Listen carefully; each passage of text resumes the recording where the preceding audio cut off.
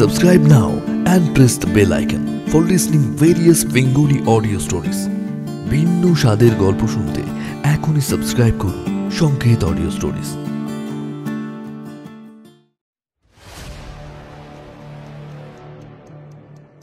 Hello everyone, কেমন আছেন সবাই? আগামী সপ্তাহে আপনারা সংকেত অডিও স্টোরিজে শুনেছিলেন তন্ময় মুখার্জির লেখা হাড় প্রথম পর্ব। এই সপ্তাহে আপনারা শুনবেন তন্ময় মুখার্জির লেখা হাড় দ্বিতীয় পর্ব। সমগ্র পরিচালনায় টিম সংকেত অডিও স্টোরিজ, বিশেষ সহযোগিতায় ঋতুরা স্টুডিও এবং 62 FPS স্টুডিও। আজকে গল্প পাঠে এবং গল্পের সূত্রধার আমি অরূপ। শুরু হচ্ছে আমাদের আজকের গল্প, তন্ময় মুখার্জির লেখা হাড় দ্বিতীয় পর্ব।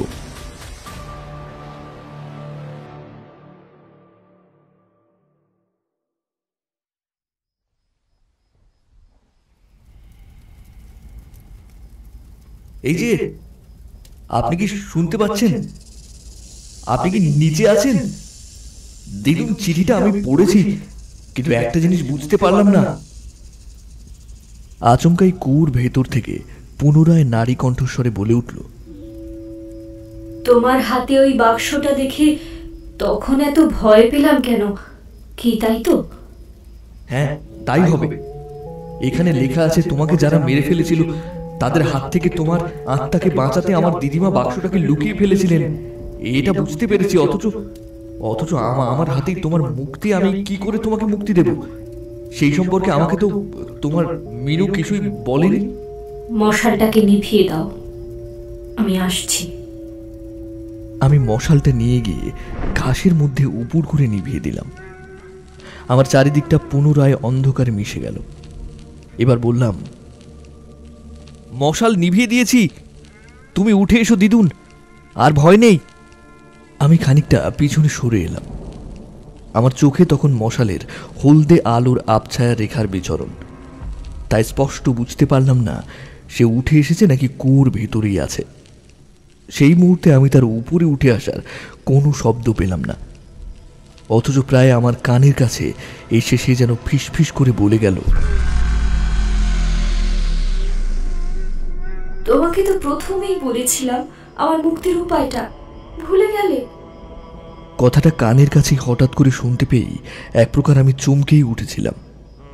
তারপর কিছুক্ষণ দুই চোখ বন্ধ রেখে অন্ধকারটাকে সহ্য করে নিয়ে চোখ খুললাম। তারপর প্রথম তার সাথে যে কথাগুলো হয়েছিল সেইগুলো এক এক করে মনে করে নিলাম।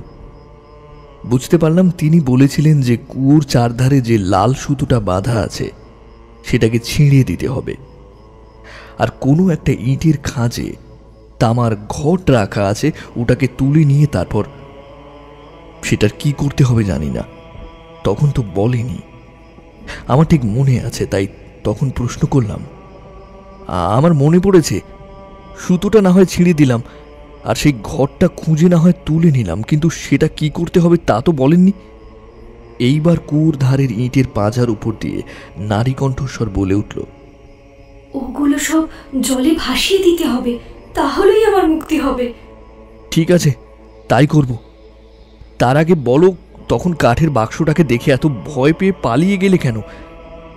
ভয় নয়, আমি তখন ফিরে গিয়েছিলাম, কারণ তুমি যদি বাক্সটাকে ওই কুয়োর ভিতরে ফেলে দিতে তাহলে আমার আর কোনোদিন মুক্তি পাওয়া হতো না। আমার ক্ষমতাই নেই সেই বাক্সটাকে পুনরায় তোমার হাতে ফিরিয়ে দিতে পারি। তোমার হাতের টর্চটাও তো কুয়োর ভেতরে পড়ে আছে। আমি কি চাইলে পারতাম না তোমার হাতে সেটাকে ফিরিয়ে দিতে? তোমাকে মশালের খোঁজ করতে কি আর এত কষ্ট করতে হতো? কথাটা অবশ্য একেবারে ঠিক। নিজের ভুলটা বুঝতে পারলাম। উনি বললেন, আমি কোনো কিছু স্পর্শ করতে পারি না। আমার সমস্ত শক্তি ওই ঘটের মধ্যে বন্দি রাখা আছে। তোমার হাতেই আমার মুক্তি, তাই এগিয়ে এসো, আমার মুক্তি দাও। আমি দুপা এগিয়ে গেলাম। হঠাৎই সেই কণ্ঠস্বর একটা আর্তনাদ করে বলে উঠল, পিছিয়ে যাও, পিছিয়ে যাও, তুমি পিছিয়ে যাও, বাছা তুমি পিছিয়ে যাও। ওই যে ওরা আসছে, ওরা আসছে, হ্যাঁ ওই তো ওরা আসছে। তুমি শিগগির পিছিয়ে যাও, তুমি শিগগির ওই পাঁচিলের আড়ালে গিয়ে লুকিয়ে পড়ো, তা না হলে ওরাও তোমাকে ওই কুয়োর ভেতরে বন্দি করে রাখবে। বাছা তুমি পালাও, পালাও, এক্ষুনি পালাও, বাঁচতে চাও তো পালাও। হঠাৎ তার মুখে এইরকম একটা কথা শুনে আমি থতমত খেয়ে গেলাম। কি বলছে? কারা আসছে? কিছুই বুঝতে পারলাম না। শেষমেশ একটা প্রশ্ন আমি করেই ফেললাম। কোথায় কি? কারা আসছে? কি বলছেন কি আপনি? ওরা চলে যাক, তারপর আমি তোমাকে সব কথা বলবো। দয়া করে এবার দেরি করো না, যাও যাও, এক্ষুনি যাও, এক্ষুনি পালাও এখান থেকে। আমি আর কথা বাড়ালাম না। পেছনে ফিরে অন্ধকারের মধ্যে কোথাও লুকিয়ে থাকবো সেটার একটা আন্দাজ করার চেষ্টা করতে লাগলাম। সেই সময় আমার পেছন থেকে সেই যুবতী নারী কণ্ঠস্বরে আমাকে পথের নির্দেশ দিতে লাগলেন। হ্যাঁ হ্যাঁ, আর একটু সামনে এগিয়ে যাও। দেখো একটা পাঁচিলের ভাঙা অংশ আছে, তার ডান দিক বরাবর হেঁটে যাও। হ্যাঁ ওদিকে যাও যাও, হ্যাঁ হ্যাঁ ওইখানে। আর একটু যাও বাছা। হ্যাঁ, এইবার তোমার মাথাটাকে খানিকটা নিচু করে ভিতরে লুকিয়ে পড়ো, আর খানিকক্ষণ চুপ করে বসে থাকবে। কোনো রকমের সারা শব্দ করো না বাছা, তা না হলে তোমার খুব বিপদ আছে। আরে দাঁড়িয়ে রইলে কেন? ঢুকে পড়ো, ঢুকে পড়ো, লুকিয়ে পড়ো। কথাটা বলতে বলতে নারী কণ্ঠস্বরটা যেন হাওয়ায় মিলিয়ে গেল। আমি মাথা নিচু করে ঢুকে গেলাম যেখানে, সেখানে পায়ের কাছে বুঝতে পারলাম শান বাঁধানো কোনো একটা জায়গায় ঢুকে পড়েছি। অন্ধকারে ঠিক বুঝতে পারলাম না কোথায় আছি, তবে আমার মাথার উপরে মেঘলা আকাশ দেখা যাচ্ছে। মাঝে মধ্যে বিদ্যুতের ঝলক দিচ্ছে। হাত বাড়িয়ে এদিক ওদিক করে বুঝতে পারলাম সামনে একটা দেয়াল আছে, আর দেয়ালের মধ্যে একটা বড় গর্ত আছে বলে মনে হলো। চমকে উঠে হাত সরিয়ে নিলাম। সাপ খুব থাকলে বিপদ হতে পারে, কিন্তু সেই গর্ভের সামনে মুখ নিয়ে গিয়ে চেয়ে দেখলাম দেয়ালের মধ্যেই একটা গর্ত, আর সেটা দিয়ে বাইরেটার কিছুটা দৃশ্য দেখা যাচ্ছে। সেই দিক দিয়ে চেয়ে থাকতেই মনে হলো দূরে ঘন জঙ্গলটা কেমন যেন একটা লালচে রঙের আভায় ধীরে ধীরে ভরে উঠছে। খানিকক্ষণ পরে লালচে আভার রংটা যেন কাঁপতে কাঁপতে উজ্জ্বল হলুদ হয়ে আসছে। তার সাথে সাথেই ঝোপঝাড়ের মধ্যে শুকনো পাতায় খসখস শব্দ তুলে বেশ কিছু মশালের আলো যেন কুয়োটার দিকে এগিয়ে আসছে বলে মনে হলো। খানিকক্ষণ বাদেই ছায়ামূর্তির মতো জনাচারিক লোককে জঙ্গলের ভেতরে কুয়োর সামনে এসে দাঁড়িয়ে পড়তে দেখলাম। তাদের মধ্যে 3 জনের পরনে হাঁটু অবধি খাটো ধুতি, আর মুখগুলো সব গামছা দিয়ে মোড়ানো। খালি গায়ে হাতে একটা করে মশাল ধরে আছে। তাদের দেখে আমার ঠিক ভালো মানুষ বলে মনে হলো না। চোর ডাকাত গোছের কিছু একটা ধরে নেওয়া যায়। দলের মধ্যে একজনের পরনে লাল রঙের কৌপিন, তার মাথায় জটা, বুক অবধি লম্বা দাড়ি, গলায় আর হাতে রুদ্রাক্ষের মালা আছে বলে মনে হলো। তিনি তান্ত্রিক ধরনের কিছু একটা হবেন হয়তো।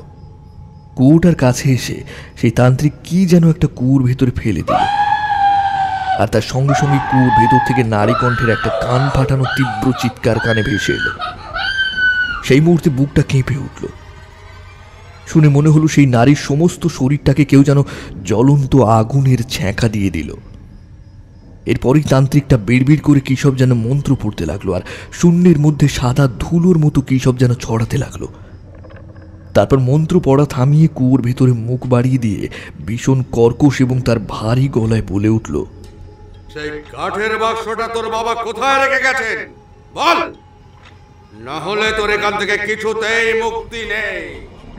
বল কোথায় রেখেছে, বল রাক্ষসী। পরমুহূর্তে নারী কণ্ঠস্বরে শোনা গেল কান্না জড়ানো গলায় কয়েকটা কথা।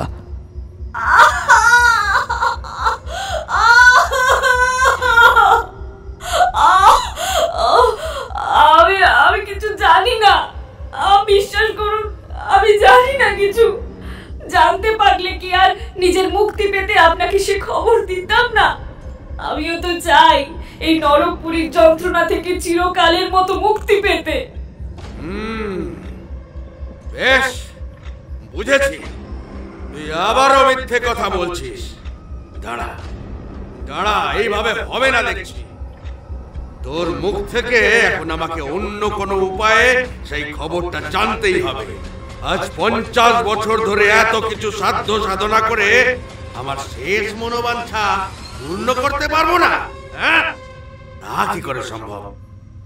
তোকে আমি কথাগুলো বলতেই সেই তান্ত্রিক আবার কি একটা কুয়োর ভেতরে ফেলে দিলেন, আর তক্ষুনি পুনরায় সেই নারী কণ্ঠস্বর আকাশ বাতাস কাঁপিয়ে ভয়ানক আর্তচিৎকার করে উঠল।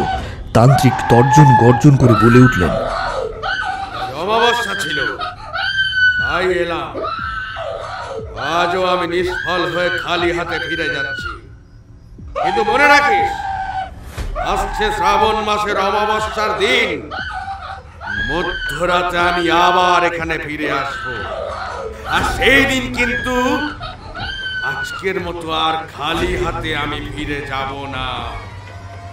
যদি সেই বাক্সটার কোনো খবর তোর মুখ থেকে সেই দিনও না পাই, তাহলে মনে রাখিস, সেই দিন থেকে তোর এই নরক যন্ত্রণার জ্বালা আরো 4 গুণ বেড়ে যাবে। এই, চলে আয় সবাই। এই কথা বলেই তান্ত্রিক পিছনে ফিরে হাঁটতে লাগলো, আর তার সঙ্গে তার সাঙ্গপাঙ্গরাও। মশাল হাতে নিয়ে জঙ্গলের ভেতর দিয়ে চলতে শুরু করলো। দেখলাম ধীরে ধীরে মশালের আলোগুলো অন্ধকারে মিলিয়ে গেল। আমি ভয়ে একেবারে কাঠ হয়ে গুটিসুটি মেরে বসে আছি।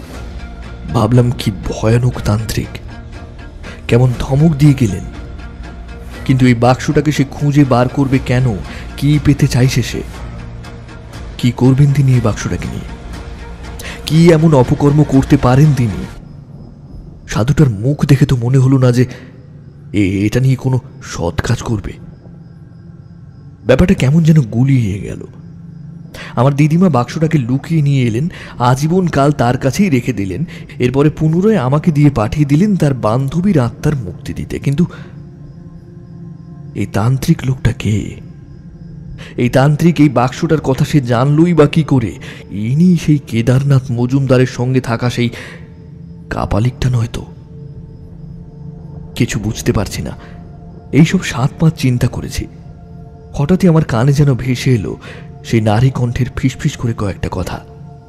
এবার এসো বাছা, ওরা চলে গেছে, ভয় নেই, এসো। এবার এবার আমায় মুক্ত করো বাছা। কই গো, ঘুমিয়ে পড়লে নাকি? নারী কণ্ঠস্বরে অমন ডাকটা শুনে চমকে উঠে একটুখানি গলা চড়িয়ে বলে ফেললাম, না না, এই তো জেগেই আছি। হ্যাঁ, আমি আসছি। কথাটা বলেই উঠে দাঁড়িয়ে পড়লাম। তারপর অন্ধকারের মধ্যে ভাঙা দেওয়াল হাতড়ে হাতড়ে সামনে এগিয়ে গিয়ে দরজাটার ফাঁক দিয়ে মাথা নিচু করে বেরিয়ে এলাম। আমাকে দেখতে পেয়েই বোধহয় নারী কণ্ঠস্বর বলে উঠলেন, তুমি আজ খুব বাঁচা বেঁচে গিয়েছো বাছা। তা না হলে তোমার যে কি সর্বনাশটাই ওরা করতো তার বলার নয়। ভাগ্য ভালো ওরা তোমাকে দেখতে পায়নি। আমি খানিকটা এগিয়ে যেতে যেতেই বললাম, হ্যাঁ, এখন বেশ ভালোই বুঝতে পারলাম, কিন্তু এরা কারা? রাগত স্বরে নারী কণ্ঠস্বর বলে উঠলেন, এরা কারা? এরাই সেই পাপীগুলো যারা আমার হাত থেকে সেই সময় বেঁচে গিয়েছিল, যারা আমার স্বপ্ন, আমার ভালোবাসা, আমার স্বাধীনতা, আমার পেটের প্রথম সন্তান, আমার মাতৃত্বের স্বাদ, ভালোবাসা, আমার জীবনের সব কিছুকে আমার থেকে নিমেষে কেড়ে নিয়েছিল। এই সেই তান্ত্রিক যে আমাকে নিজের স্বার্থে চক্রান্ত করে তার তন্ত্র মন্ত্র শক্তি দিয়ে চিরকালের জন্য এই কুয়োর ভেতরে বেঁধে রেখে গেছে। এই সেই তান্ত্রিক যে আজও তার তন্ত্র শক্তি দিয়ে আমাকে এই নরক কুণ্ডে বেঁধে রেখেছে। শুধু তাই নয়, তুমি জানো, এই তান্ত্রিক আমার মৃত্যুর পরে আমার বাবাকে বিষ খাইয়ে তিলে তিলে মেরে ফেলেছিল।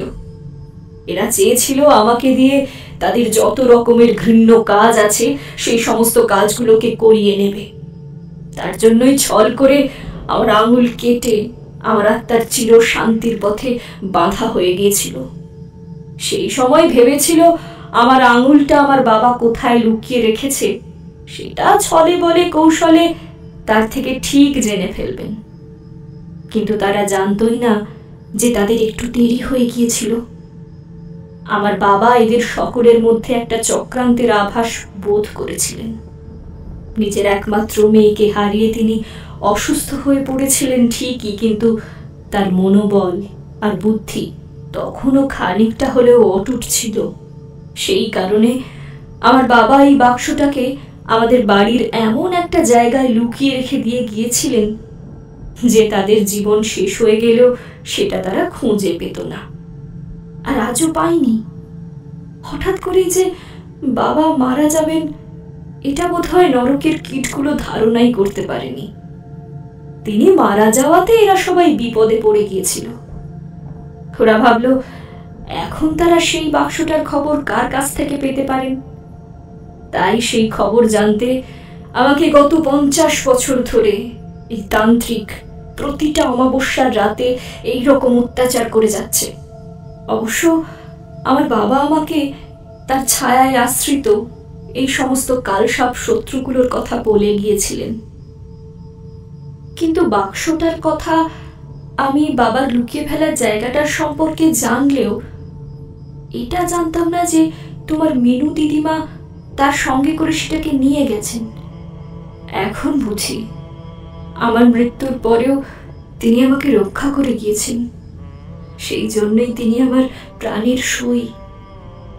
না হলে আজ আমার যে কি অবস্থা হতো ভাবতেও পারছি না।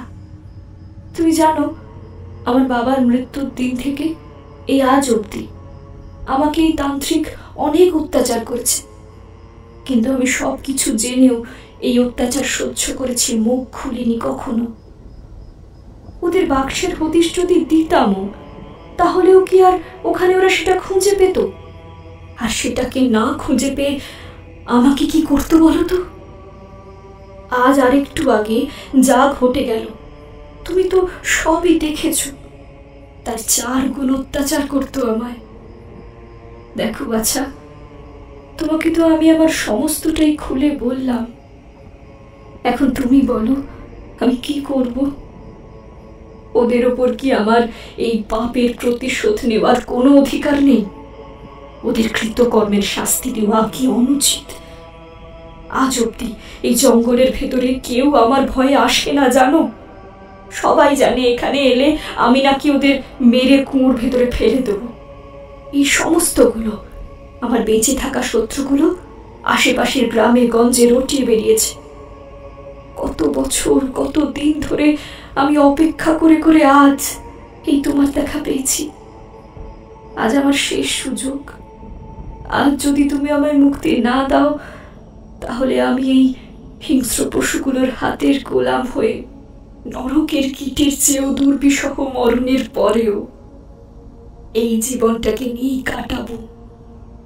তুমি আমায় মুক্তি দাও বাছা, মুক্তি দাও আমাকে। কথাগুলো বলতে বলতে তিনি কাঁদতে কাঁদতে মুষড়ে পড়লেন। আমার মনের পরিস্থিতি তখন না বলার মতো। ওনার কথাগুলো শুনে আমারও তখন মনের ভেতর প্রতিহিংসার আগুন জ্বলতে শুরু করে দিল। তাই তাকে মুক্তি দিতে এগিয়ে গেলাম কুয়োর সামনে। আবছায়া অন্ধকারে আমার পায়ের কাছে যেন দুটো হিমশীতল হাতের ছোঁয়া অনুভব করতে পারলাম। আমার সমস্ত শরীর মুহূর্তের জন্য থরথর করে কেঁপে উঠল। এক ঝটকায় আমি আমার পা সরিয়ে নিলাম। বললাম, এ কি দিদুন, এটা করবেন না। আমি সম্পর্কে হাজার হলেও আপনার নাতি হই। আমার পায়ে হাত দেবেন না, আমার যে মহা পাপ লাগবে। আজ থেকে আপনার আত্মার চির শান্তি কামনা করি। আপনি আজ থেকে মুক্ত। আপনাকে আমি মুক্তি দিলাম। এই বলেই কুয়োর সামনে দাঁড়িয়ে পকেট থেকে দেশলাই বার করলাম।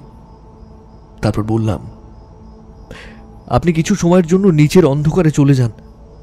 আমি মশালটাকে জ্বালিয়ে আগে সব দেখে নিই। তারপর তুমি মশালটাকে জ্বালাও, অসুবিধে নেই। আজ আর আমার আগুনে কোনো ভয় নেই। যে নরক যন্ত্রণা থেকে আজ আমি মুক্তি পেতে চলেছি, তার কাছে এই ভয় আমার কাছে খুবই নগণ্য। তুমি যাও, তোমার কাজ করো বাছা। তবে হ্যাঁ, আমাকে দেখে তুমি ভয় পাবে না তো? না, এখন আর আমার কোনো ভয় নেই। আপনি নিজেই তো এখন আমার সঙ্গে আছেন, তাহলে আমার ভয় কিসের? আমি আর সেখানে দাঁড়িয়ে না থেকে ঝোপের আড়ালে পড়ে থাকা মশালটাকে কুড়িয়ে নিয়ে এলাম। তারপর সেটাকে জ্বালিয়ে কুয়োর সামনে যেতেই বুকটা ভয়ে কেঁপে উঠল। খানিকক্ষণের জন্য দেখলাম তার মাংসহীন মুখাবয়ব, তার চোখের কোটরে লাল জ্বলন্ত দুটো নিষ্প্রভ মণি নিয়ে আমার দিকে চেয়ে আছেন, আর মাথা ভর্তি লম্বা ঘন সাদা চুলে মুখের উপরের অর্ধেক অংশটাকে ঢেকে রেখেছে। আমি নিজের মুখটাকে পেছনে ঘুরিয়ে প্রথমে আড়াল করে নিলাম, তারপর সেইভাবেই মাথা নিচু করে সামনে এগিয়ে গেলাম। নারী কণ্ঠস্বর মুচকি হেসে হেসে বললেন, ভয় পেও না বাছা, এগিয়ে এসো। ভয় পেলাম ঠিকই, কিন্তু এখন তার কথায় মনের সাহস আরও যেন বেড়ে গেল। বার তিনেক ঢোক গিলে নিয়ে মশাল হাতেই এগিয়ে গেলাম কুয়োর ধারে।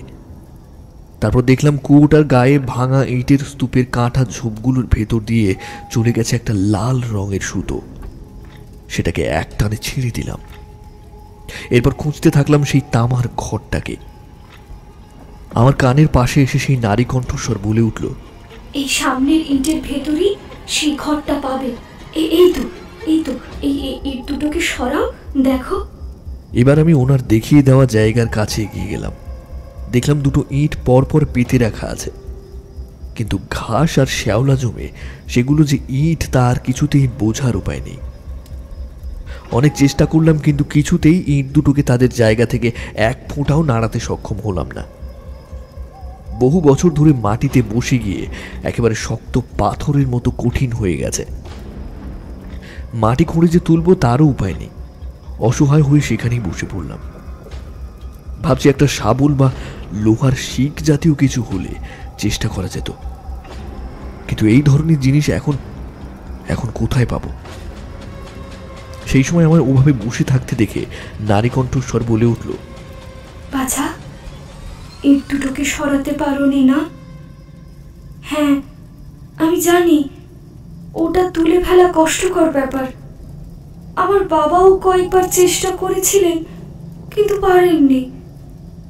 শুকিয়ে যাওয়া কণ্ঠস্বরে বললাম, হ্যাঁ, এ তো দেখছি বড্ড কঠিন কাজ। আচ্ছা, আপনার বাবার তো কত লোকজন ছিল, তাছাড়া তার হাতে অনেক ক্ষমতাও ছিল, তাহলে তিনি এই কাজটা করতে পারেননি কেন? শেষ সময়ে তার চারদিকে যা শত্রু ছিল, সেই শত্রুদের উপস্থিতির চোখ এড়িয়ে এই কাজটা করা ছিল তার পক্ষে ভীষণ কঠিন।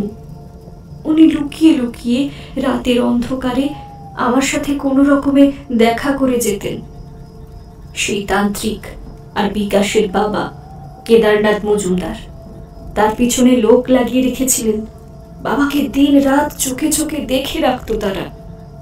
তবে তার মৃত্যুর আগে শেষ কয়েকবার চেষ্টা করেছিলেন আমাকে মুক্তি দেবার। একদিন কোথা থেকে একটা লোহার শাবল নিয়ে এসে খানিকটা খুঁড়েও ছিলেন, কিন্তু শেষ সময় ধরা পড়ে গিয়েছিলেন। ওদের চোখকে ফাঁকি দেওয়া তার পক্ষে সম্ভব হয়ে ওঠেনি। বাড়ির সকলকে বোঝানো হয়েছিল যে নিজের একমাত্র মেয়েকে হারিয়ে নাকি আমার বাবার মাথাটা একেবারে খারাপ হয়ে গেছে। তিনি সুযোগ পেলেই বাগানে গিয়ে তার মেয়েকে মুক্তি দিয়ে দিতে পারেন, আর আমি নাকি মুক্তি পেলেই বাড়ির সকলকে আর সমস্ত গায়ের লোকজনকে ছিঁড়ে ছিঁড়ে খেয়ে ফেলবো। এবার এই কথা সবাই যদি শোনে এমন একজন তান্ত্রিকের মুখে, তাহলে কি হবে বলো? তাই আমার বাবাকে বাড়ির সকলে দিন রাত চোখে চোখে রাখা শুরু করে দিয়েছিল। ও হ্যাঁ হ্যাঁ হ্যাঁ, মনে পড়ে গেছে। শেষবার বাবা যখন আমার কাছে এসেছিলেন, তখন তার সঙ্গে আনা সেই শাবলটাকে ওই পাঁচিলের ধারে কোনো একটা জায়গায় বোধহয় লুকিয়ে রেখে গিয়েছিলেন। তার ইচ্ছে ছিল পুনরায় আবার সুযোগ পেলে তিনি এসে শাবল দিয়ে মাটিটাকে খুঁড়ে ওই ঘরটাকে তুলে আমার মুক্তি দেবেন। ওনার বলা শেষ কথাগুলোতে আমি একটা আশার আলো দেখতে পেলাম। ধরপড় করে উঠে দাঁড়ালাম, তারপর বললাম, কোন দিকের পাঁচিলের ধারে বললেন? আরে বাবা, তুমি এইমাত্র যেখানে লুকিয়েছিলে ওখানেই ভিতরে কোথাও একটা আছে, কিন্তু সঠিক জায়গাটা আমি আন্দাজ করতে পারিনি। তুমি একটু খুঁজে দেখো, আমি জানি তুমি নিশ্চয়ই সেটাকে খুঁজে পাবে। কথাটা শেষ হতেই আমি মশালটাকে হাতে নিয়ে এক প্রকার ছুটেই গেলাম সেই জঙ্গলে ঢেকে যাওয়া পাঁচিলের ধারে। দেখলাম একটা ভেঙে পড়া দরজা। বুঝতে পারলাম কিছুক্ষণ আগে এই দরজাটা দিয়েই অন্ধকারে হাতড়ে ভেতরে ঢুকেছিলাম। পুনরায় মাথা নিচু করে ঢুকে গেলাম ভেতরে। সেখানে চারিদিকে আলো ফেলে দেখলাম ইট আর পলেস্তারা ভেঙে পড়ে এদিক ওদিকে স্তূপ হয়ে আছে। জায়গাটা এককালে শান বাঁধানো ছিল দেখেই বোঝা যায়। কুয়োর ধারে একটা সময় এটা একটা স্নানাগার ছিল বোধহয়। যাই হোক, আমি মশালের আলোয় সমস্ত মেঝে, দেয়াল, ভেঙে পড়া পলেস্তারের ডাইয়ের ভেতরে দেখতে লাগলাম, কিন্তু শাবলটাকে কোথাও খুঁজে পেলাম না। হঠাৎই আমার কানের কাছে সেই নারী কণ্ঠস্বর বলে উঠল, ওই দেখো বাছা, ওইখানে। মুহূর্তের জন্য আমি চমকে উঠলাম, আর আমার হাত থেকে মশালটা পড়ে গেল, আর সাথে সাথেই সেটা নিভে গেল। অন্ধকারে মিশে গেল চারিদিক। চোখে সমস্ত কিছু পুনরায় ধাঁধা লেগে গেল। আলো আঁধারির খেলায় আমার চোখ যেন দুটো অস্থির হয়ে উঠেছে, বুকটা কেঁপে উঠল। খানিকটা সময় এই দুই চোখ বন্ধ করে দাঁড়িয়ে রইলাম। তারপর বললাম, এ কি, আপনি তো মুক্তি পেয়ে গিয়েছেন। তাহলে তাহলে শাবল দিয়ে কি হবে? দূর বোকা ছেলে, আমি তো কুয়া থেকে বেরিয়ে আসতে পেরেছি, কিন্তু আমার সমস্ত শক্তি ওই ঘরটার মধ্যে এখনো বন্দি আছে। ওটা ছাড়া আমি মুক্তি পাবো না ওই তান্ত্রিকের কাছ থেকে। তাকে তার পাপের শাস্তি দেব কি করে? নিজের শক্তি ছাড়া আমি যে তার সঙ্গে লড়াই করে উঠতে পারবো না বাছা। এসো, তোমাকে আমি খুঁজতে সাহায্য করি। কিন্তু মশাল ছাড়া অন্ধকারে কি করে খুঁজবো? ও দাঁড়াও, আমি তাহলে খুঁজে দেখছি। এই কথাটা বলে তিনি বোধহয় চলে গেলেন কোথাও। খানিকক্ষণ বাদেই ঘরটার ভেতর থেকে তিনি বলে উঠলেন, পেয়েছি। তুমি সোজা তোমার নাক বরাবর 4 পা গুনে গুনে সামনে এগিয়ে এসো, তারপর সেখানে বসে পড়ো। দেখবে এখানে মেঝের মধ্যে একটা লম্বা গর্ত আছে, খুব একটা বেশি গভীর নয়, ওর মধ্যেই লুকিয়ে রাখা আছে। আমি তার নির্দেশ মতোই তাই করলাম। নাক বরাবর সামনে 4 পা হেঁটে গিয়ে সেখানেই হাঁটু গেড়ে বসে পড়লাম, আর অন্ধকারে হাতড়িয়ে বুঝতে পারলাম মেঝেটার মধ্যে একটা লম্বা গর্ত আছে। সেটা খুব একটা চওড়াও নয়, আর খুব বেশি গভীরও নয়। গাছের পাতা পড়েছিল বলে বোধহয় সেটাকে তখন মশালের আলোতে দেখতে পাইনি। একটা নালা ধরনের কিছু বলা যায়। তার মধ্যে হাত ঢুকিয়ে পাতা সরিয়ে পাশে রাখতেই একটা শক্ত কিছু যেন হাতে ঠেকল। ভালো করে ধরে আন্দাজ করতে পারলাম লোহার ডান্ডা ধরনের কিছু একটা হবে। সেই সময় নারী কণ্ঠস্বর কানের পাশে বলে উঠল, এই তো সেই শাবলটা, ওটাকে টেনে তুলে নিয়ে এসো। আমি টেনে তুলে ফেললাম। ভীষণ ওজন শাবলটা, আর তার আন্দাজ করে দেখলাম আমার 2 হাতের মতো হবে। তবে সেটাতে খানিক মূর্ছে পড়ে গিয়েছে। সেটাকে 2 হাতে ধরে নিয়ে ফিরে আসতেই মশালটা পায়ের কাছে ঠেকল। ওটাকেও 1 হাতে তুলে নিলাম। তারপর আন্দাজ করে মাথা নিচু করে বেরিয়ে এলাম সেখান থেকে। তারপর শাবলটাকে মাটিতে রেখে পকেট থেকে দেশলাই বার করে আবার মশালটাকে জ্বালিয়ে নিলাম, আর সেটাকে কুয়োর একপাশে ভাঙা ইটের খাঁজের মধ্যে গুঁজে দিয়ে শাবলটাকে 2 হাতে তুলে নিয়ে এলাম। সেই নারীটিকেও কোথাও আর যেন দেখতে পেলাম না। কিছু সময় ধরে ভাবলাম এত বছর পরে এখন থেকে মুক্তি পেয়ে তিনি আশেপাশেও আনন্দে হয়তো কোথাও ঘুরে বেড়াচ্ছেন। এটাই স্বাভাবিক, নাকি তিনি তার শত্রুদের শাস্তি দিতে ছুটে গেলেন? কিন্তু এটা কি করে সম্ভব? তিনি নিজেই বলেছেন যে এই ঘরটা এখান থেকে না উঠিয়ে নিলে সে তিনি যেখানেই যাক কিছুই করতে পারবেন না। এইসব কথা ভাবতে ভাবতে ইটের পাশ থেকে মাটি খুঁড়তে লাগলাম। অনেকক্ষণ ধরে মাটি খুঁড়ে আমি পরিশ্রান্ত হয়ে পড়লাম। কিছু সময় ধরে বিশ্রাম নিলাম, তারপর আবারও 1 নাগাড়ে মাটি খুঁড়ে চললাম। মনে মনে ভাবলাম, এই ইট সরিয়ে ঘরটাকে মাটির উপরে তোলার পরিশ্রম করতে পারুল দিদিমার বাবা সেই সময় কেন অসফল হয়েছিলেন? এখন আমি নিজে খুঁড়তে গিয়ে বেশ টের পাচ্ছি। এরপর একটা ইট, তারপর অন্যটা শাবলের গুঁতো একে একে সরে গেল। ভেতরে দেখলাম বর্গাকার আকারের ছোট্ট একটা কুঠুরি। সেটার ভেতরটা পলেস্তারে মোড়া। তার ভেতরে হাত ঢুকিয়ে দিতেই হাতে শক্ত মতো কি একটা যেন ঠেকলো। সেটাকে বাইরে বার করে এনে খুলে দেখলাম লাল শালু কাপড়ে মুড়িয়ে রাখা আছে একটা তামার ঘট। তাকে বেষ্টন করে আছে লাল হলুদ সুতো। ইটের পাশে সেটাকে রেখে খানিকক্ষণ জিরিয়ে নিলাম। এরই মধ্যে পুনরায় আমাকে চমকে দিয়ে সেই নারী কণ্ঠস্বর বলে উঠলেন, এই তো আমার সোনা ছেলে, আমি জানতাম তুমি ছাড়া এই কাজটা আর কেউ করতে পারবেন না। তোমার দিদুনও বোধহয় সেটা জানতে পেরে তোমাকে আমার কাছে পাঠিয়েছিলেন।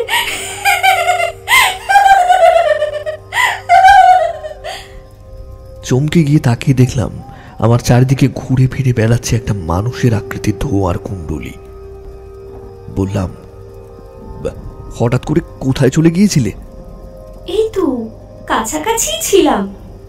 তুমি যে পথ ধরে এখানে এসেছিলে সেই পথের ধারে বাঁ দিকে আমলকি বনের পাশ ঘেঁষে একটা রাস্তা চলে গিয়েছে সোজা আমাদের ওই গায়ের ভদ্রকালী মন্দিরের লাগোয়া গঙ্গা নদীর পাশের একটা শ্মশানে।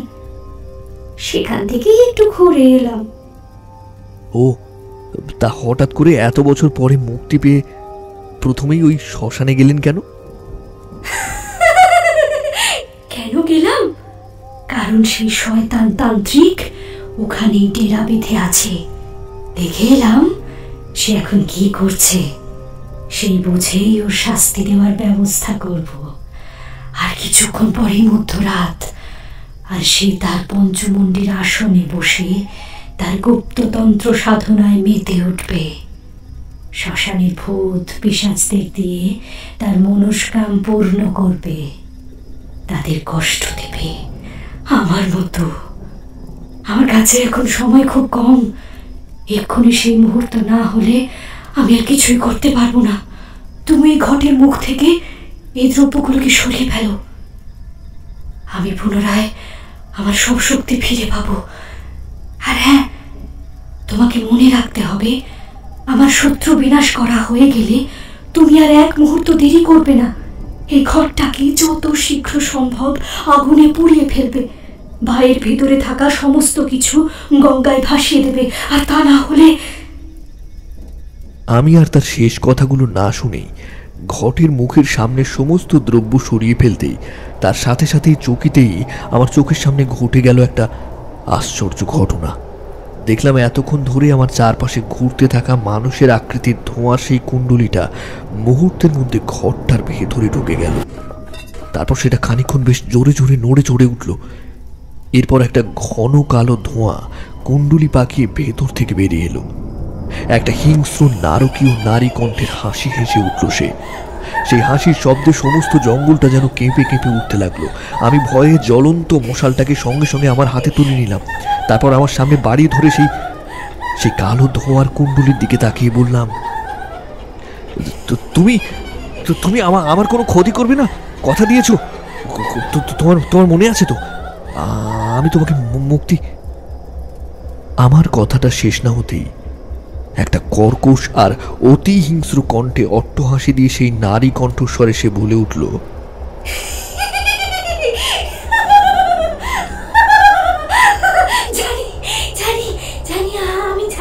আমি তোমার কাছে ঋণী।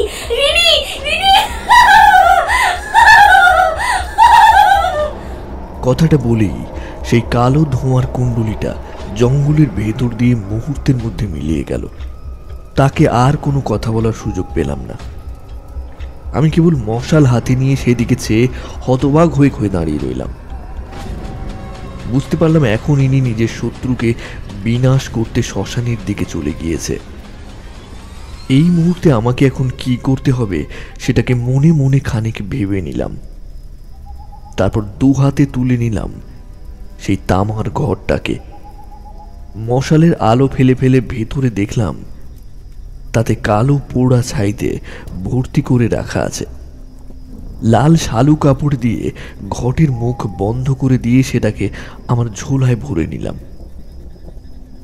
এরপর সেটাকে কাঁধে তুলে মশালটাকে নিয়ে ফিরে চললাম জঙ্গলের ভেতর দিয়ে। এখন আমার গন্তব্য ভদ্রকালীর মন্দিরের পাশের শ্মশান।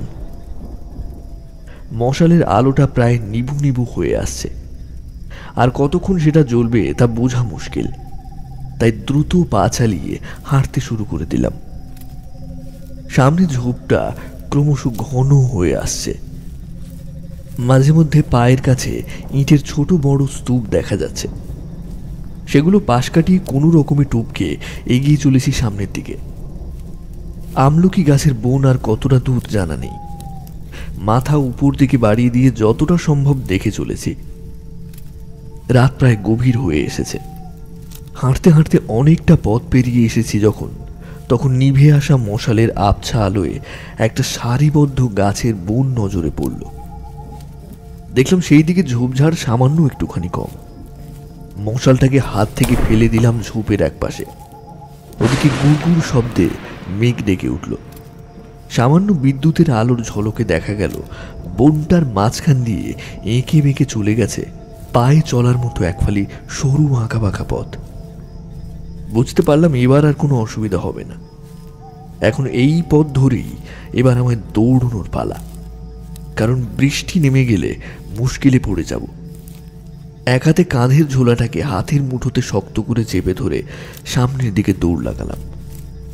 অন্ধকারে দেখতে তেমন অসুবিধা হলো না, কারণ মাঝে মধ্যে আকাশের বিদ্যুতের এক এক ঝলকে আমলকি বনটার ভেতর দিয়ে সরু পথটাকে বেশ দূর পর্যন্ত দেখতে পাচ্ছিলাম। হু হু করে হাওয়া বয়ে চলেছে।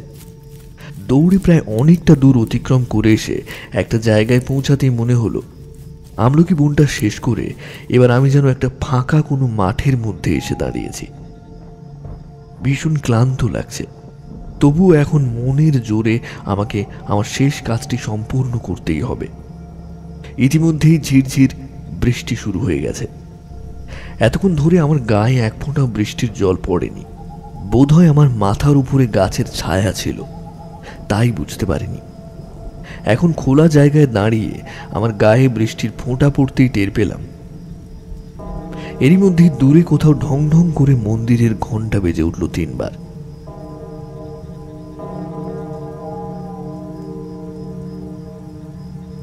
বুঝতে পারলাম আমার আশেপাশে কোনো একটা মন্দির আছে।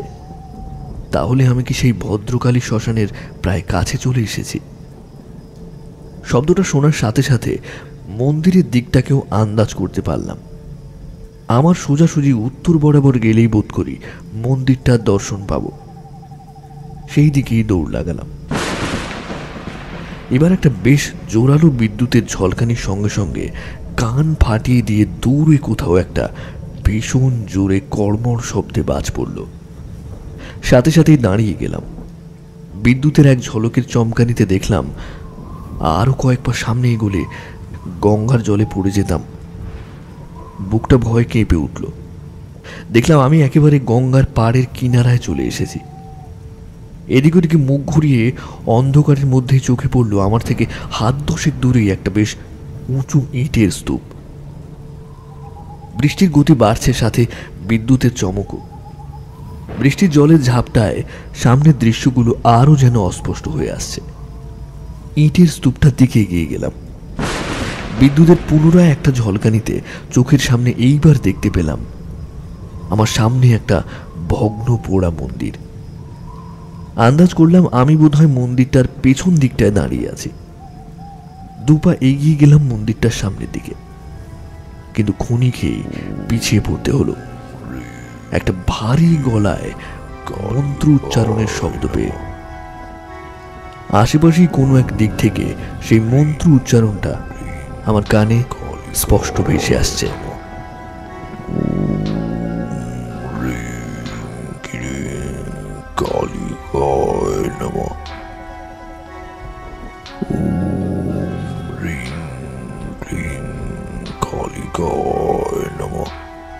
বারবারই একই মন্ত্র উচ্চারণ হতে হতে সেই একই কণ্ঠস্বরে একটা অতি কষ্টের আর্তচিৎকার ভেসে আসতে লাগলো বাতাসে।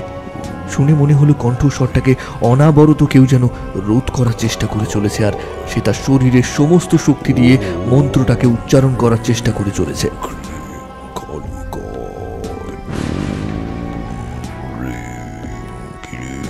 গলার শব্দটাকে খুব চেনা চেনা দেখতে মনে পড়ল, এ তো সেই তান্ত্রিকের কণ্ঠস্বর। কিছুক্ষণ আগেও আমি এই একই কণ্ঠস্বরে ধমকি দিতে শুনেছি। তাহলে কি? এর বেশি আর কিছু ভাবার সময় পেলাম না। সঙ্গে সঙ্গে দৌড়ে গেলাম শব্দটাকে অনুসরণ করে। দৌড়াতে দৌড়াতে সেই নারীর হিংস্র কর্কশ কণ্ঠে একটা পৈশাচিক অট্টহাসির শব্দ কানে ভেসে এলো। শুনে বুঝতে পারলাম এই হাসি তার বিজয়ের হাসি। এই হাসি তার মনের ভেতরে জমে থাকা বহু বছরের রাগ, অভিমান, হিংসা এক লহমায় মিটে যাওয়ার হাসি। সে তার শত্রুকে পরাস্ত করতে পেরে আকাশ বাতাস কাঁপিয়ে দিয়ে সেই উচ্চস্বরে হেসে চলেছে। তান্ত্রিকের সেই দুর্নিবার মন্ত্র উচ্চারণ সেই হাসির শব্দের কাছে পরাজয় স্বীকার করে নিয়েছে এতক্ষণে। আমি এই মুহূর্তে তার সেই বিজয়ের সাক্ষী হয়ে থাকতে চাই বলে মনে করে দৌড়ে গেলাম সেই দিকে। খানিকটা দূরে গিয়ে দেখতে পেলাম চারিদিকে গাছে ঘেরে একটা ফাঁকা মাঠের মতো কোনো একটা জায়গায় মাঝ বরাবর একটা প্রকাণ্ড বট গাছের নিচেই বোধ করি একটা ধুনি জ্বলছে। সেই ধুনির সামান্য নিভু নিভু আলোতে দেখতে পেলাম গাছটার একটা নিচু ডালে ঝুলে আছে সেই তান্ত্রিক। তার গলায় বট গাছের ঝুড়ির ফাঁস লেগে ঝুলে আছে শূন্যে। তার পা দুটো অনাবরত দাপিয়ে দাপিয়ে উঠছে, আর সে নিজে তার দুটো হাত দিয়ে গলার ফাঁসটাকে যথাসম্ভব ছাড়াবার জন্য আপ্রাণ চেষ্টা করে চলেছে। গাছের তলায় আশেপাশে তাকিয়ে চোখ দুটো আমার যেন আটকে গেল। দেখলাম তিনজন মানুষের কোমর থেকে পা অবধি মাটির উপরে উঠে হাঁটু গেড়ে নিথর হয়ে পড়ে আছে, আর তার বুক থেকে মাথা অবধি শরীরের বাকি অংশটা মাটির গভীরে বোধহয় পুঁতে দেওয়া হয়েছে। খানিকক্ষণ সময় ধরে সেই তান্ত্রিকের পা দুটো কাঁপুনি দিয়ে থরথর করে কেঁপে উঠল। তারপরে স্থির হয়ে গেল। সে নিথর হয়ে গেল তার সমস্ত শরীরটা। তার চোখের মণি দুটো যেন কুঠুর থেকে বেরিয়ে আসতে চাইছে, আর তার মাথাটা একপাশে হেলে পড়েছে। বুঝতে পারলাম সেই নারীর অতৃপ্ত আত্মার শত্রু নিধন এবার সম্পূর্ণ হয়েছে। এখন বোধহয় তার চিরশান্তি। কথাটা ভাবতেই সেই নারীটির এইবার দেখা পেলাম বটে, কিন্তু তার রূপের বিভৎসতা দেখে আমার ভেজা শরীরের সমস্ত রক্ত যেন কয়েক গুণ ঠান্ডা হয়ে গেল। দেখলাম বট গাছটার মোটা গুড়ি বেয়ে গাছের পাতার ফাঁক গলে প্রথমে তার মাথাটা বেরিয়ে এলো, তারপর সম্পূর্ণ শরীরটা। বট গাছটার একটা মোটা ডালের উপর থেকে সরীসৃপ প্রাণীর মতো ধীরে ধীরে নেমে এলো। দেখে বুঝতে কোনো অসুবিধা হলো না যে এখন আর সেই অতৃপ্ত প্রেত নারীটি নেই। সে এখন নরকের কোনো হিংস্র পিশাচিনীতে বদলে গেছে। তার কালো লম্বা কোঁকড়ানো চুল, মুখের অর্ধেক মাংস ঝুলে খোবলা হয়ে ভেতর থেকে করটিটা বেরিয়ে এসেছে। চোখের কোঠর থেকে বেরিয়ে আছে জ্বলন্ত লাল দুটো বিভৎস চোখ। তার ধূম্র বর্ণ শরীরে কঙ্কালসার সরু দুটো হাতের তীক্ষ্ণ নখের আঁচড়ে ঝুলন্ত সেই তান্ত্রিকের মৃতদেহটাকে এক ঝটকায় গাছ থেকে মাটিতে ফেলে দিয়ে তার বুকের উপর চেপে বসল। এরপর মৃতদেহটার সমস্ত শরীর থেকে মাংস ছিঁড়ে ছিঁড়ে তৃপ্তি ভরে যেন গোগ্রাসে সে খেতে লাগলো। চোখের সামনে এমন বিভৎস দৃশ্য দেখে ভয়ে আতঙ্কে আমি কেবল পাথরের মূর্তির মতো দাঁড়িয়ে আছি। অঝোর ধারায় বৃষ্টি ঝরে পড়ে আমার সমস্ত শরীরটাকে ভিজিয়ে জবজবে করে তুলেছে। আমার তাতে যেন কোনো রকম ভ্রুক্ষেপ নেই। কেবল সামনে চেয়ে আছি আর ভাবছি একটা মানুষ সারা জীবন কতটা কষ্ট ভোগ করলে এমন প্রতিশোধ নিতে পারে। সে তো কোনো রকম অন্যায় করেনি। সে তো কেবলমাত্র বেঁচে থাকতে চেয়েছিল, স্বামী সন্তান নিয়ে সুখে ঘর বাঁধতে চেয়েছিল। কিন্তু ভগবানের লীলা খেলা সত্যি আজব। বেঁচে থাকতে যতটা না কষ্ট তিনি পেয়েছিলেন, মৃত্যুর পরেও তিনি বিনা দোষে তার চেয়েও হয়তো কয়েকশো গুণ বেশি শাস্তি ভোগ করছেন। সেই নির্মমতার কাছে এই দৃশ্য খুবই নগণ্য বলে আমি মনে করি, কারণ ওনার জীবনের সমস্ত কাহিনী শুনে আমি সেটা নিজের মনের ভেতরে উপলব্ধি করতে পেরেছি। নিজের শত্রুকে এরকম নৃশংসভাবে শাস্তি দেওয়ার দৃশ্য দেখে আমার মনের ভেতরেও যেন একটা অজানা আনন্দ, পরিতৃপ্তির আভাস ভেসে উঠছে। দেখলাম তান্ত্রিকের আধ খাওয়া মৃতদেহটাকে টেনে হিঁচড়ে নিয়ে গিয়ে বৃষ্টি ভেজা নরম মাটিতে পুঁতে দিল। বাকি তিনটে মৃতদেহগুলোকেও একইভাবে টেনে নিয়ে গিয়ে নিজের সমস্ত ক্ষিপ্রতায় এক এক করে মাটির নিচে পুঁতে দিল। কিন্তু তখন কি জানতাম আমার এই দৃশ্য দেখার আনন্দটা ছিল কেবলমাত্র ক্ষণিকের জন্য স্থায়ী। সেই আনন্দের মুহূর্তে ভুলেই গিয়েছিলাম যে কুয়োর সামনে আমার সঙ্গে পরিচিত হওয়া গত 50টা বছর ধরে বন্দি থেকে শক্তিহীন হয়ে মুক্তির কামনায় অসহায় হয়ে পড়ে থাকা সেই অতৃপ্ত প্রেতাত্মা সে নয়। সে এখন আমার কোনো পারুল দিদুনও নয়। ইনি এখন এক পিশাচরূপী শত্রু নিধনকারী নরখাদক পিশাচিনী। এখন সে তার সমস্ত শক্তি পুনরায় ফিরে পেয়েছে। ভাবতেও পারিনি যে সেই মুহূর্তে সে আমাকেও ক্ষতি করতে পারে। এখন সে যদি কোনো রকম ভাবে বুঝতে পারে যে আমি তার সামনে দাঁড়িয়ে আছি, তাহলে আমার কি হবে? তার আগে আমাকে এখনই কাজটা করে ফেলা উচিত। তার এই হিংস্র আত্মাটাকে চিরকালের জন্য মুক্তি দিতে হবে, না হলে এই গ্রামের নিরীহ মানুষগুলো আর রক্ষা পাবে না। প্রতিহিংসার আগুন এখনো তার নিভে যায়নি। নিজের হাতে নিজের শত্রুদের দমন করে তার মনের সুপ্ত আগুন জ্বলে উঠেছে দাবানলের মতো, আর সেই দাবানল পুড়িয়ে ছাই করে দেবে আশেপাশের সমস্ত মানুষগুলোকে। তাই এখনই তার প্রতিকার না করলে আমিও সেই পাপের ভাগীদার হয়ে পড়ব। কিন্তু কথাটা আমার মনে মনে ভাবা সহজ হলেও সেই সময় আমার অজান্তেই একটা ছোট্ট ভুলের জন্য আমি যে এমন একটা ভয়ঙ্কর পরিস্থিতির মধ্যে পড়ে যাব তা সেই মুহূর্তেও কল্পনা করতে পারিনি। বেখেয়ালেই হাত ফসকে আমার কাঁধের থেকে ঝোলা ব্যাগটা আমার পায়ের কাছেই কোনো একটা শক্ত কিছুর উপরে পড়ে গিয়েছিল, আর তাতেই তো আমার ঘরটায় ঠং করে শব্দ হতেই দেখলাম সেই পিশাচিনী মৃতদেহগুলোকে মাটিতে পুঁতে দিতে দিতে হঠাৎ করে থমকে দাঁড়ালো। তারপর মুখ তুলে আমার দিকে হিংস্র দৃষ্টিতে চাইল। দেখলাম তার 2 কষ বেয়ে ঝরতে থাকা রক্তের ধারার সাথে হিংস্র তীক্ষ্ণ ধারালো বেশ কয়েক জোড়া দাঁত। অতি বিভৎস একটা হিংস্র অট্টহাসি হেসে সরীসৃপের মতো বুকে ভর দিয়ে আমার দিকে তেড়ে এলো সে। এই মতো অবস্থায় আমি আর দাঁড়িয়ে থাকতে পারলাম না। ব্যাগটাকে কোনো রকমভাবে অন্ধকারে পায়ের কাছে হাতলে 2 হাতে তুলে নিয়ে দিলাম পিছন ফিরে দৌড়। কোথায় যাচ্ছি জানি না, সামনে কি আছে তাও জানি না।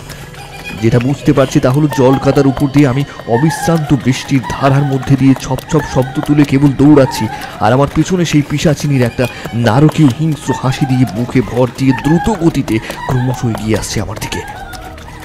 পিছনে কিছু না দেখতে পেলেও জলকাদার মধ্যে তার ছপ ছপ করে এগিয়ে আসার শব্দটা স্পষ্ট কানে পাচ্ছিলাম। কত দূরে দৌড়ে এসেছিলাম জানি না। হঠাৎই বুঝতে পারলাম যে আমার পেছন থেকে আমার পা দুটোকে টেনে নিয়ে এক ঝটকায় ফেলে দিল সে। আমি হুমড়ি খেয়ে পড়ে গেলাম জলকাদার মধ্যে, আর আমার হাত থেকে ঝোলাটাও ছিটকে ঝুপ শব্দ করে পড়ে গেল অন্ধকারের মধ্যে খানিকটা দূরে জলকাদার মধ্যে। আমার মুখের উপর তখন বৃষ্টির অবিশ্রান্ত ফোঁটা পড়ে চলেছে। অনুভব করতে পারছি আমাকে কেউ যেন তার তীক্ষ্ণ নখযুক্ত আঙুল দিয়ে জলকাদা থেকে হিড়হিড় করে টেনে তুলতে চাইছে।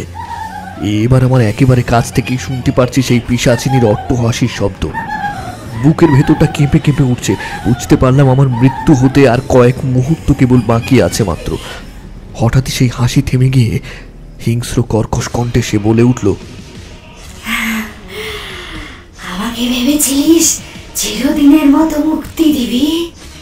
সেটা আমি কিছুতেই হতে দেব না। এতদিন, এতগুলো বছরের প্রতীক্ষার পরে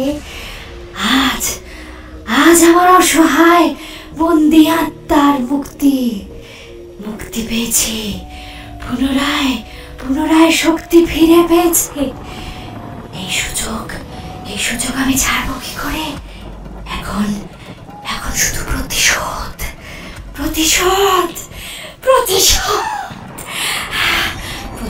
নেব আশেপাশের মানুষগুলোর ওপর, যাদের পেট ভর্তি করে খাইয়েও আমার মৃত্যুর পরেও তাদের কাছ থেকে সহানুভূতিটুকু পাইনি, বরং আমাকে তারা তিলে তিলে মারার জন্য ছেড়ে রেখে দিয়েছিল। ওরা কেউ ভালো নয়, কেউ না। ওরা সকলে এক একটা মানুষরূপী জীবিত পিশাচ। ওদের কাউকে আমি ছাড়বো না, কাউকে না। আমি অতি কষ্টে জড়ানো গলায় বলে উঠলাম, তুমি তুমি শান্ত হও, শান্ত হও। আমার আমার অন্তত একটা কথা রাখো, আমাকে ছেড়ে দাও। আমি কি অপরাধ করেছি? ভুলে গেলে আমি একমাত্র তোমাকে মুক্তি দিয়েছি। এতদিন যে মুক্তির লাভের আশায় পথ চেয়ে বসেছিলে তা আমি তোমাকে দিয়েছি। তুমি তুমি তোমার সমস্ত শত্রুদের বিনাশ করেছো। আবার কেন তুমি নিরপরাধ মানুষগুলোর উপরে তোমার মৃত্যুর প্রতিশোধ নেবে? তাদের চোখে আজও যে তোমার নামে একটা কলঙ্কের ভয়ের পর্দা দেওয়া আছে, সেটাকে মুছিয়ে দেওয়ার সুযোগ আমায় একটিবার দাও। আমি কথা দিচ্ছি আমি তোমার প্রতি তাদের সেই ভালোবাসা আমি পুনরায় ফিরিয়ে নিয়ে আসবো। না হলে তারা আসল সত্যিটাকে না জেনে তোমাকে তারা বারবার ভুল বুঝে আসবে।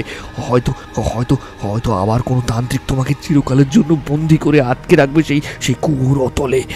তাহলে তুমি কি পুনরায় সেই নরকের জীবনে ফিরে যেতে চাও, নাকি মানুষের কাছে সহানুভূতি আর ভালোবাসার পাত্রী হয়ে তাদের হৃদয়ে চিরকালের জন্য স্মৃতি হয়ে থাকতে চাও? আমাকে মেরে আর গায়ের অসহায় মানুষগুলোকে মেরে তোমার সেই শান্তি তুমি ফিরে পাবে কি? ভেবে দেখো একবার, ভেবে দেখো। হ্যাঁ, তারপর জানি না কি হলো, আমার পা দুটো হঠাৎ করেই সে যেন ছেড়ে দিল। তারপর একটা পৈশাচিক আর্তচিৎকারের সঙ্গে সঙ্গে বুক ফাটানো কান্নার শব্দ ভেসে এলো। মুখ তুলে সেদিকে চাইলাম। আমার দৃষ্টি তখন অস্পষ্ট হলেও সয়ে আসা অন্ধকারে বেশ ভালো মতোই বুঝতে পারলাম ধোঁয়ার কুণ্ডুলি পাকিয়ে ক্ষণিকের জন্য একটা মানুষের রূপের আকার ধারণ করলো। তারপর ধীরে ধীরে বাতাসের সঙ্গে মিশে যাওয়ার আগে সেই অতি চেনা নারীর কণ্ঠস্বর শুনতে পেলাম।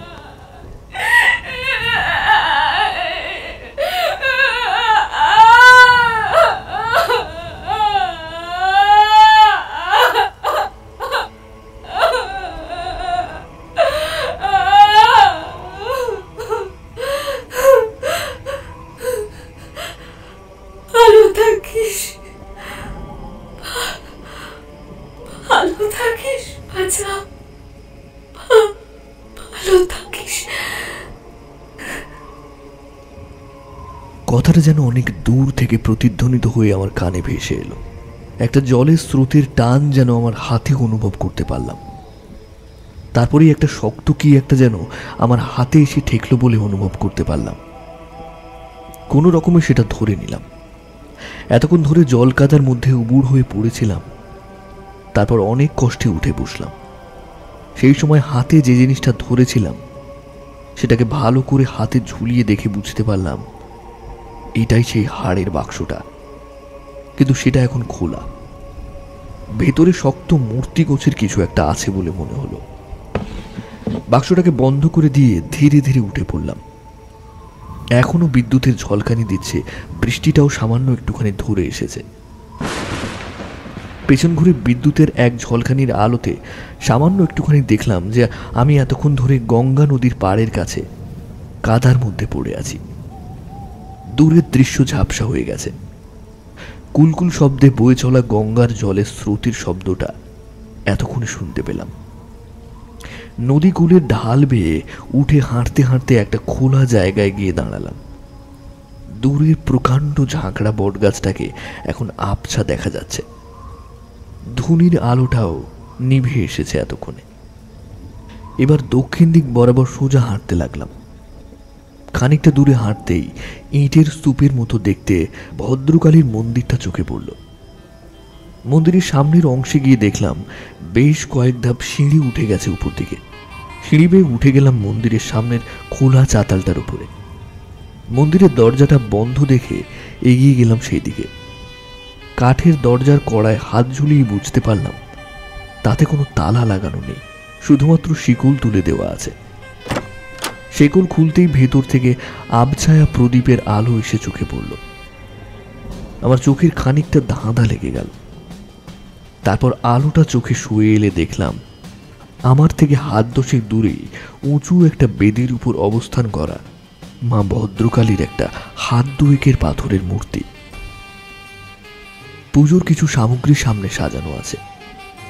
আজ অমাবস্যা ছিল, তাই প্রসাদের থালায় অনেক রকম ফল, মিষ্টি, সন্দেশ, খিচুড়ি, ভোগ দেখতে পেলাম। খিদে আর তৃষ্ণায় তখন আমার পেট, বুকের ছাতি যেন ফেটে যাওয়ার জোগাড় হয়েছে।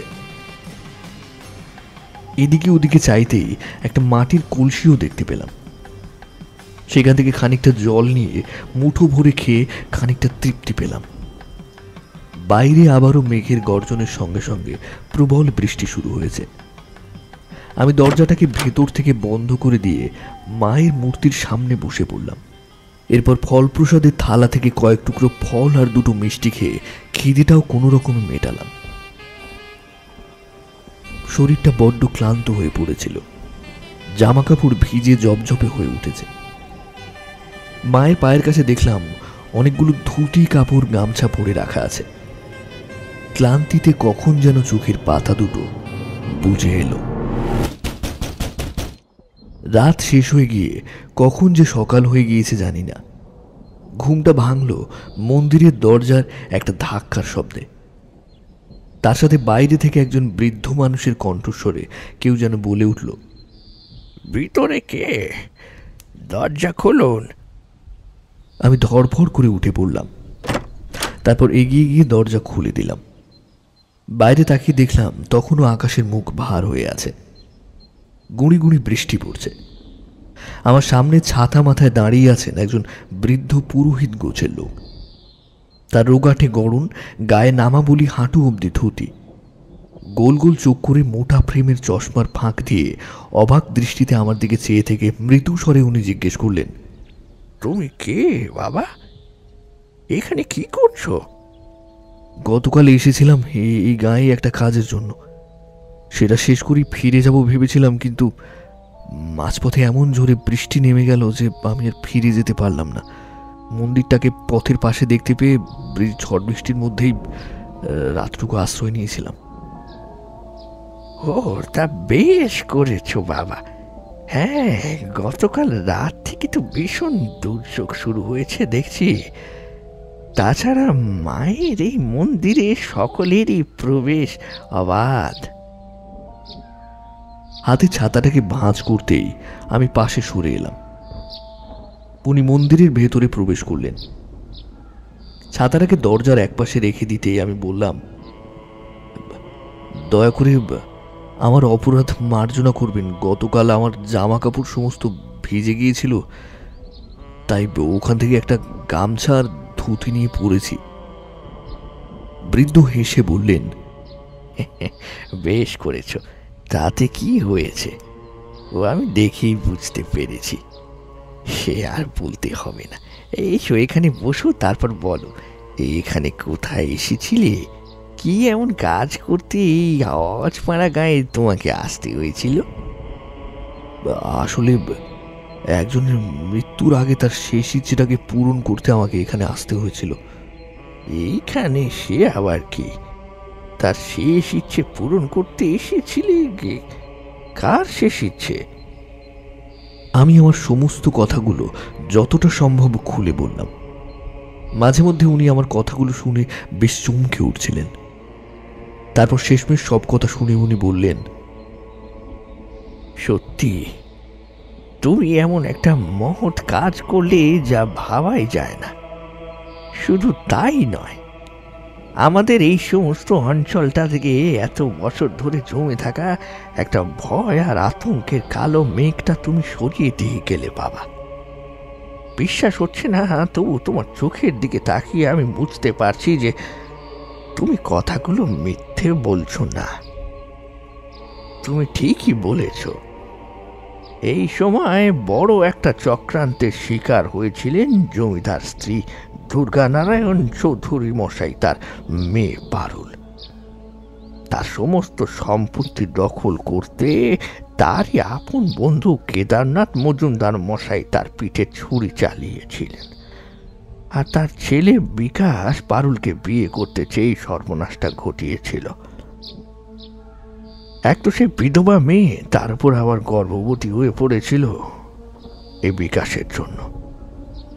সেই কথা শুনে রাগের মাথায় হতবুদ্ধি হয়ে নিজের মেয়েকে আর বিকাশকে নির্মমভাবে হত্যা করেছিলেন জমিদার দুর্গা নারায়ণ চৌধুরী।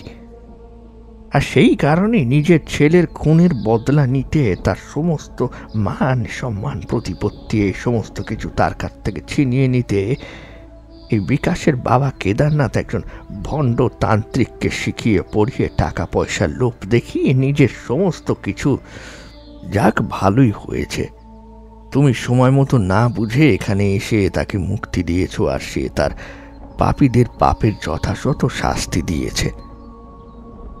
এখন সব শান্তি।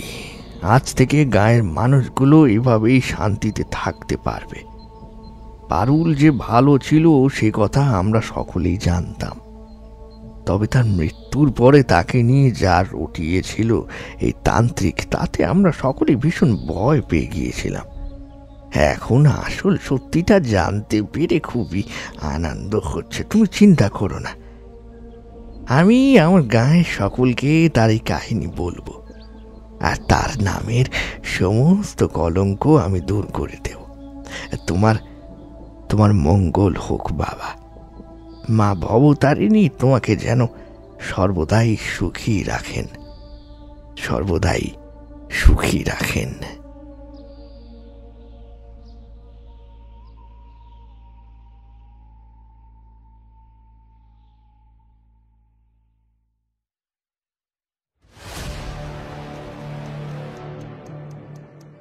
এতক্ষণ শুনছিলেন তন্ময় মুখার্জির লেখা হাড় দ্বিতীয় পর্ব। গল্পটি কেমন লাগলো অবশ্যই আমাদের জানাতে ভুলবেন না। আর আপনি যদি আমাদের চ্যানেলে আজ নতুন হয়ে থাকেন তাহলে সাবস্ক্রাইব করতে ভুলবেন না সংকেত অডিও স্টোরিজ। এরপর অন্য একদিন অন্য এক সময় আমরা অন্য একটি গল্প এনে হাজির হব। ততক্ষণ পর্যন্ত সকলকে জানাই অসংখ্য অসংখ্য ধন্যবাদ।